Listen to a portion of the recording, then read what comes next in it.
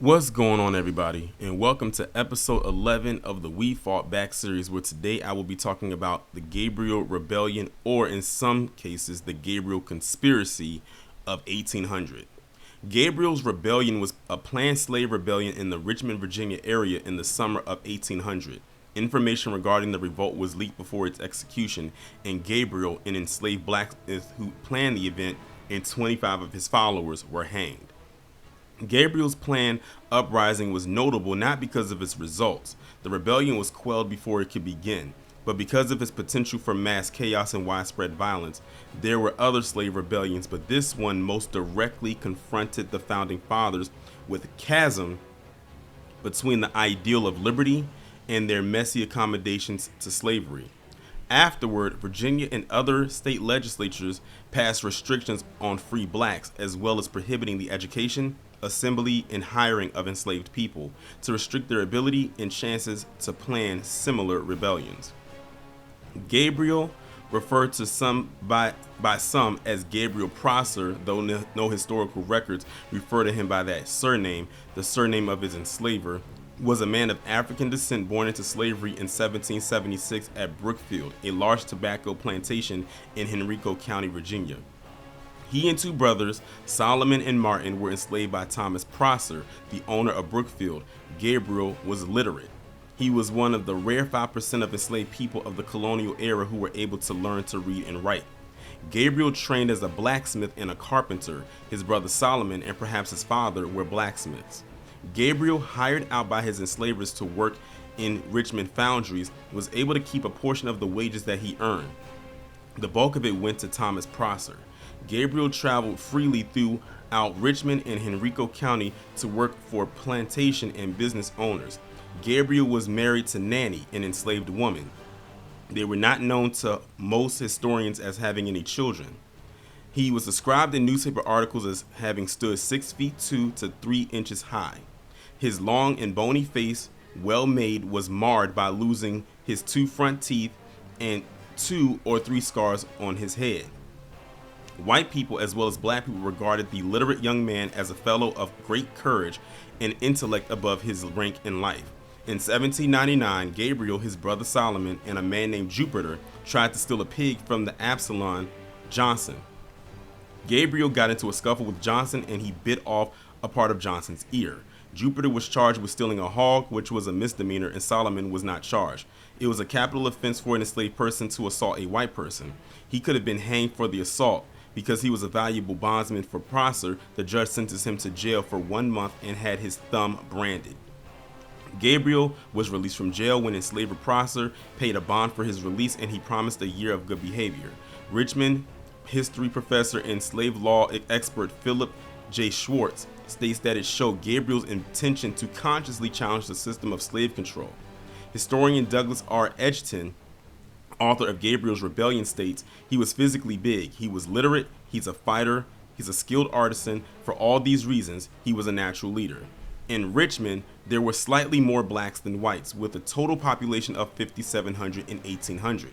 Richmond promoted slavery with a community whipping post where enslavers had punishment meted out in a public square. Enslaved men loaded and moved flatboats of tobacco and other cargo throughout the state in 1800. 39.2% of the total population were enslaved. They were concentrated on plantations in the Tidewater region and west of Richmond. Gabriel, living in Virginia in the late 18th century, was influenced by the prevailing themes of liberty expounded by the supporters of the American Revolution. During his time, the number of free people of color had grown markedly in the Upper South. Many enslaved people were manumitted thanks in part to the efforts of Methodist and Quaker abolitionists. Their numbers were augmented by free black refugees from the Haitian Revolution, many of whom had been enslavers themselves. Some Virginia enslavers were nervous about the sharp increase in the number of free blacks in the slave state. Some historians assert that Gabriel became the leader of the planned rebellion because he was highly intelligent, literate, and a blacksmith. Enslaved and free African American men in Virginia taught their metalwork skills to their sons. During the spring and summer of 1800, Gabriel began planning a revolt to end slavery in Virginia. Plans were made with enslaved people over 10 counties in the cities of Richmond, Norfolk, and Petersburg, Virginia. He, his brothers, and other blacksmiths turned scythe blades into as many as 12 dozen swords. Musket balls and 50 spears were created. They intended to steal muskets from a tavern. Hundreds of enslaved people from central Virginia expected to march into Richmond and take control of the Virginia State Armory and the Virginia State Capitol. The plan was to hold Virginia Governor James Monroe hostage so that they could negotiate for their freedom.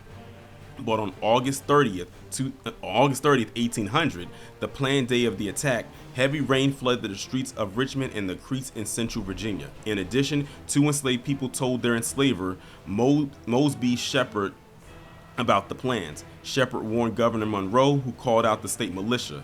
They patrolled the area and began picking up conspirators. Gabriel escaped downriver to Norfolk, but he was spotted and betrayed there by another enslaved person named Will Billy King. More than 70 enslaved men were arrested by law enforcement for conspiracy and insurrection. Gabriel was returned to Richmond for questioning, but he did not submit. The trial was heard by 5 justices in court of Oyer and Terminer rather than a jury.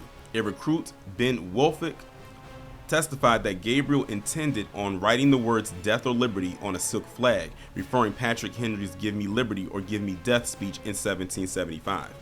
One of the enslaved men reportedly said, "I have nothing more to offer than what General Washington would have had to offer had he been taken by the British and put to trial." Gabriel, his 2 brothers, and 23 other enslaved people were hanged. One individual committed suicide before his arraignment. 8 enslaved men were moved or sold outside of Virginia. 13 were found guilty but were pardoned by the governor. 25 were acquitted. 2 men received their freedom for informing their enslavers of the plot.